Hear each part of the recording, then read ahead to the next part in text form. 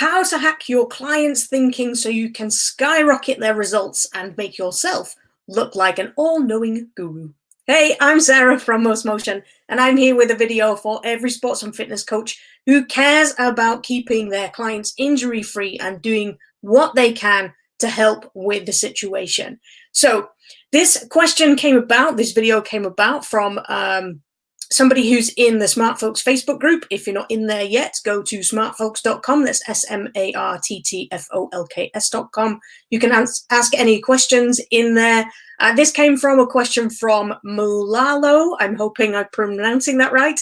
And he wanted to know, when is it a good time to meet up with your physio and stop thinking no pain, no gain? So I'm going to try and answer that question in the context of the individual and in the context of the coach, okay? Because there's lots of things flying around with injury prevention and that kind of thing. There's lots of false ideas out there about what coaches can and can't do, and it boils down to what the client is thinking, okay? If you don't know what your client is thinking, you don't know how to help them. So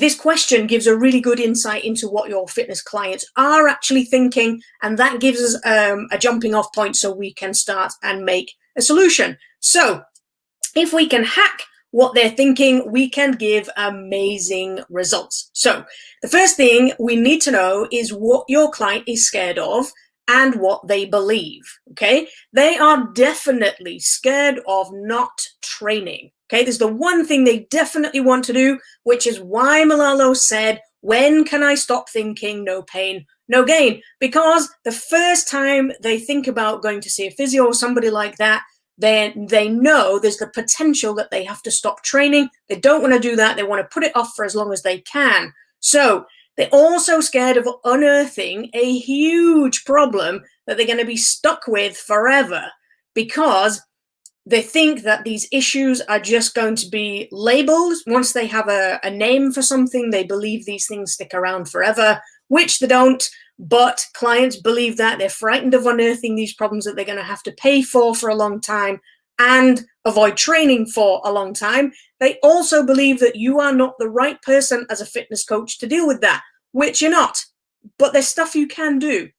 And that comes to my second point, is that know your own limitations and your capabilities, okay? Once you know what they are and you can safely help out, then you can take appropriate action, and appropriate being the operative word here, okay?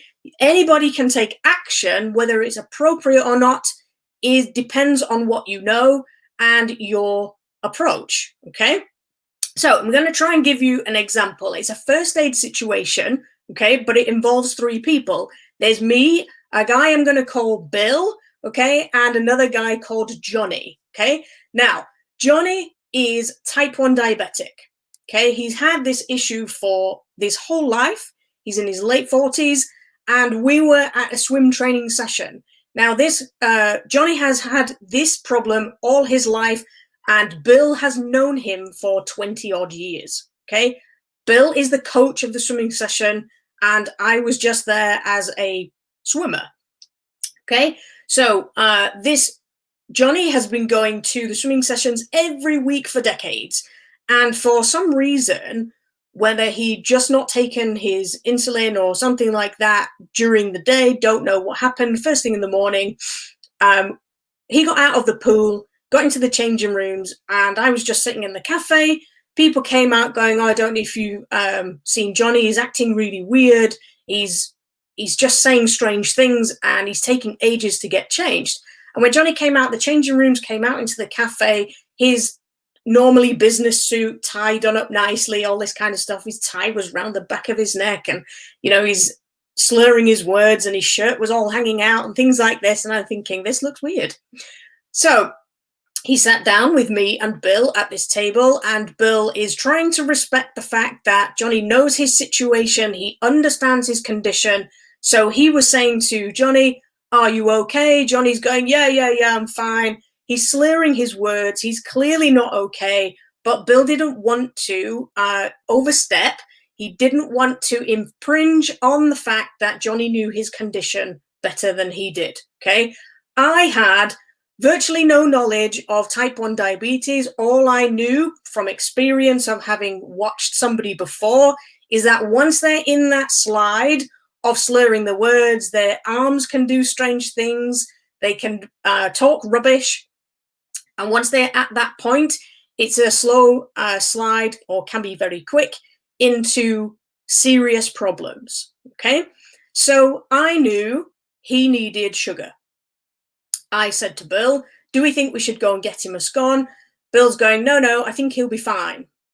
Okay, so I'm sitting, waiting, watching. Johnny's getting worse.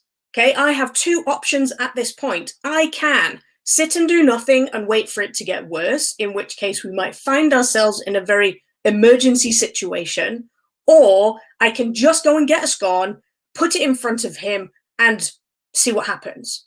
Okay, I went and did that.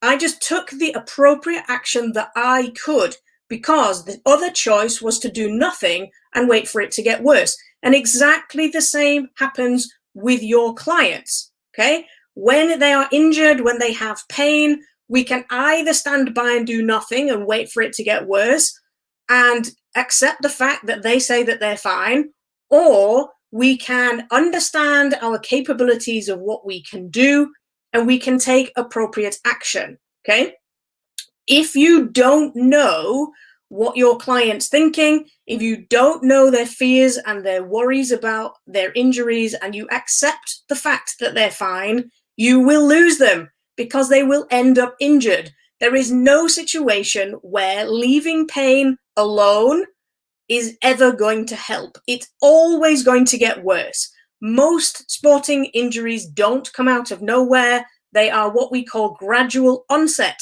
which means that they build up over time.